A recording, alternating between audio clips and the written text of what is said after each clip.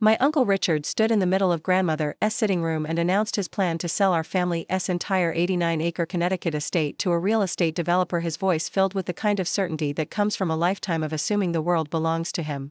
He'd been the oldest son, he said, and therefore the property naturally fell to him. It was tradition, family law, the natural order of things. What he didn't know was that our grandmother, Eleanor Hartwick Mitchell, had rewritten her will 5 years ago specifically to prevent him from doing exactly this. And I was about to find out why.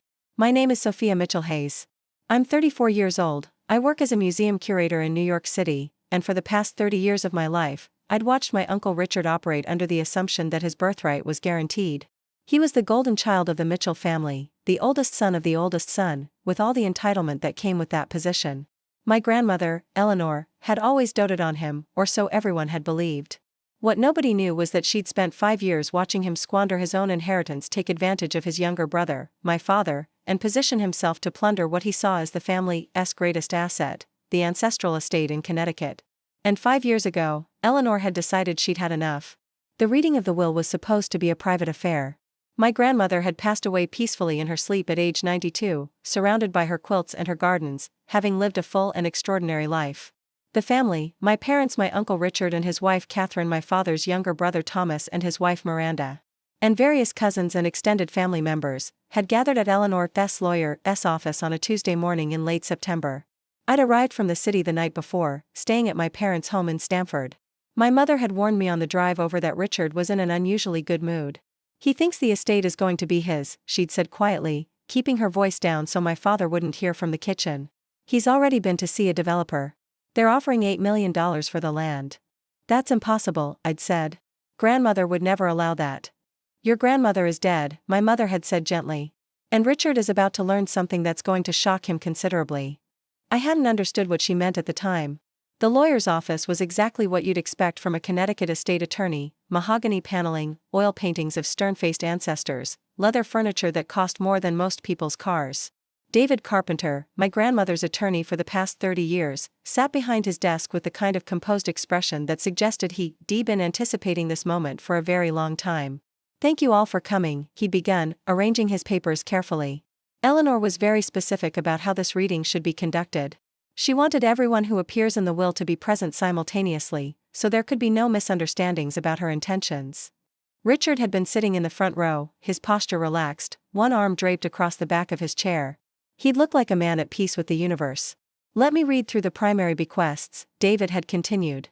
First, her personal effects, jewelry, artwork, and household items, are to be divided equally among her 3 children, Richard, Thomas, and Patricia. These items are listed in Schedule A and have been appraised. The total value is approximately $1.8 million, so each child receives approximately $600,000 worth of items, or equivalent cash value if they prefer liquidation. Richard had nodded, satisfied. This was expected. Personal effects. The investment portfolio, David had continued, totaling approximately $4.2 million, is to be held in trust for her grandchildren's education. Sophia, Marcus, Jennifer, Andrew, and Thomas Jr. will each receive $200,000 upon graduation from a 4-year university, with an additional $100,000 upon completion of a graduate degree. Any remaining funds at the time of each grandchild's retirement will be distributed equally among all 5 grandchildren. I'd sat up straighter. I hadn't known about this. Nobody had told me I was receiving an education bequest. The real estate holdings, David had said, and the room had gone very quiet. Eleanor owned 3 commercial properties in Manhattan, 1 oceanfront property in Martha's Vineyard, and the primary family estate in Connecticut, consisting of 89 acres and multiple structures. These properties have a combined estimated value of approximately $47 million. Richard had straightened in his chair. This was what he'd been waiting for. The 3 commercial properties in Manhattan have been placed in an irrevocable trust with the Connecticut Land Conservancy, David had said. They will be maintained as affordable housing units in perpetuity. The annual operating costs and maintenance will be covered by the rental income from the properties. Eleanor stipulated that these properties were never to be sold during the next 100 years. She felt strongly about contributing to housing security in New York City. Richard's expression had shifted slightly. That wasn't what he'd expected. The Martha's Vineyard oceanfront property, David had continued, is to pass to Patricia, Eleanor's daughter. She may choose to keep it, sell it, or place it in trust. It is hers to do with as she wishes. Its estimated value is approximately $6.5 million. My Aunt Patricia, sitting to my left, had gasped softly. And finally, David had said, the primary family estate in Connecticut, the 89-acre property known as Hartwick Manor, which has been in the Mitchell family for 73 years, is to pass entirely to Sophia Mitchell Hayes, Eleanor's oldest grandchild. The silence in the room had been absolute. Sophia, David had continued, looking directly at me, Eleanor wanted you to know that she made this decision 5 years ago, after observing carefully how her family has related to this property over time. In her own words, which I'm about to read to you, he'd picked up a sealed envelope. She felt that you represented the values that had always driven her to acquire and maintain this estate, a love of history, a commitment to preservation, and a genuine respect for the land itself. This is ridiculous, Richard had said, his voice sharp. I'm the oldest son. That property is mine by tradition. By family law.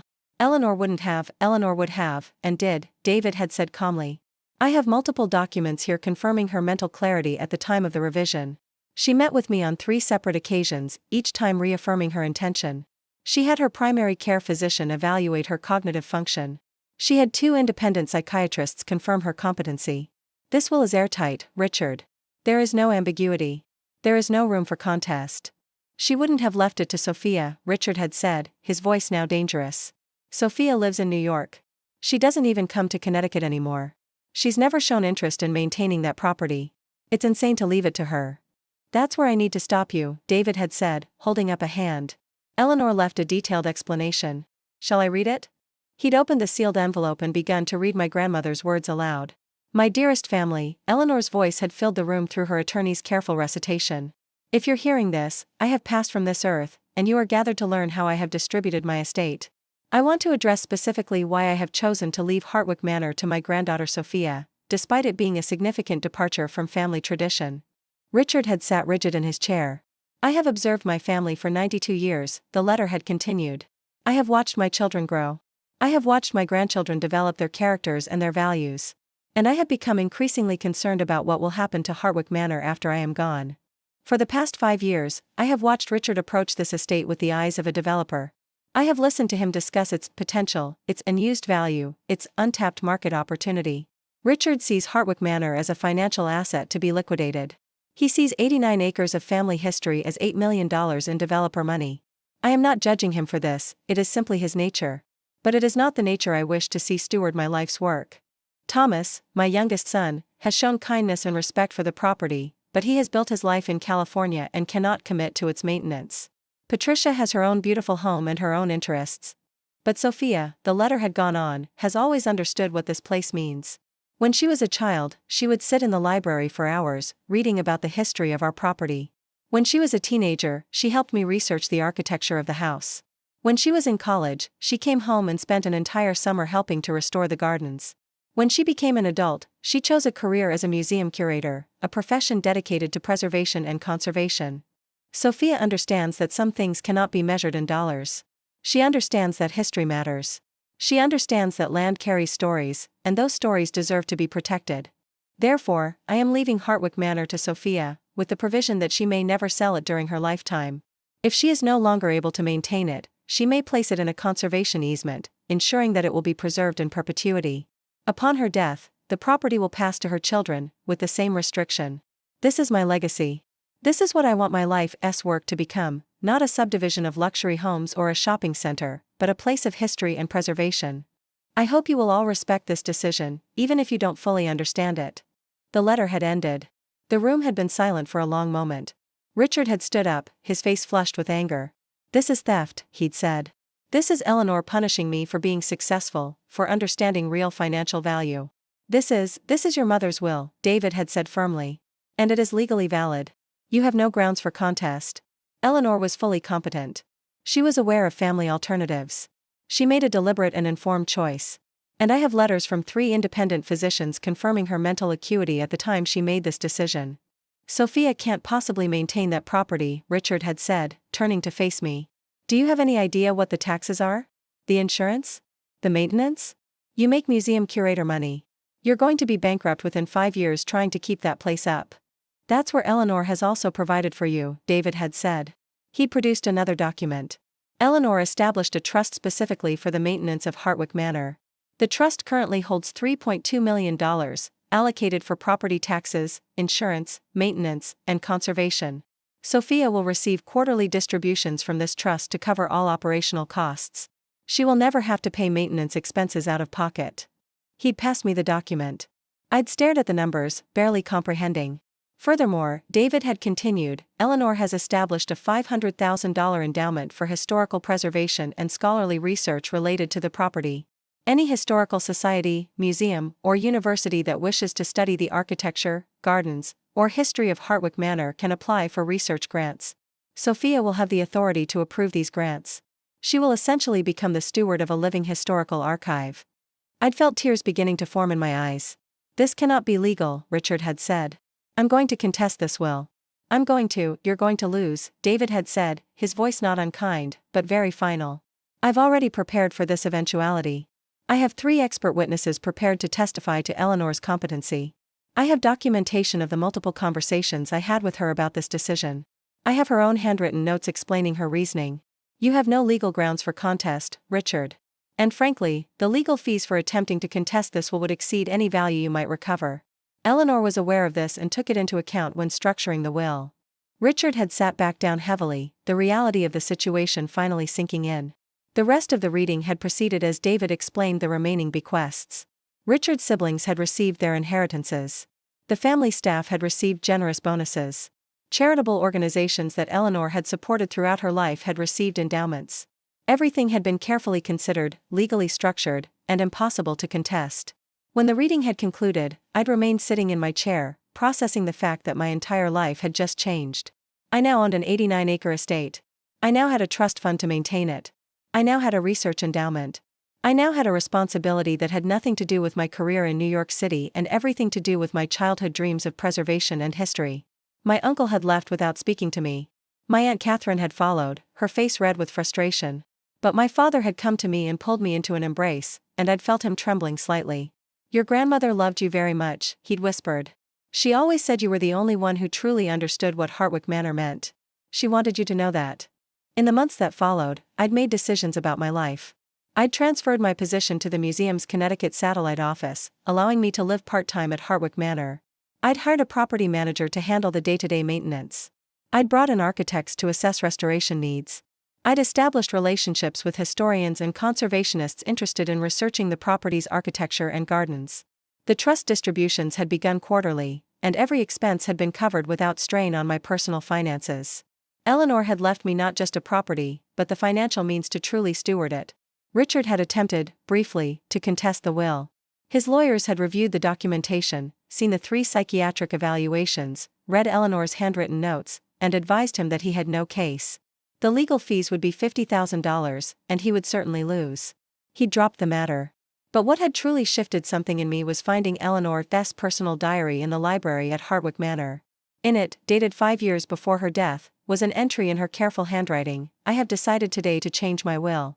Richard called again about the potential of selling the property. He doesn't understand that this place is not potential, it is memory. It is history. It is the story of our family written in architecture and landscape. I will not allow it to become a subdivision. I will leave it to Sophia, who understands what I have always known, that some things are worth more than money. That preservation matters. That legacy is not about profit, it is about meaning. 3 years later, Hartwick Manor had been transformed. Not destroyed, but restored. The gardens had been replanted according to my grandmother's original design. The library had been digitized, with rare books catalogued and preserved. The architecture had been carefully restored by craftspeople who understood historical conservation. And the property had become something Eleanor had always envisioned, not a financial asset to be liquidated, but a place of learning and preservation. Universities brought students to study the architecture. Historical societies used the property for research projects. The grounds hosted small academic conferences about conservation and preservation. My uncle Richard had eventually accepted the reality of the situation. He'd never apologized. He'd never acknowledged that Eleanor had been right to be concerned about his intentions. But he had stopped fighting it. He had accepted that some things were not his to take, and that his birthright had not come with the entitlement he'd assumed. And I had learned that the most powerful inheritance is not always the largest one.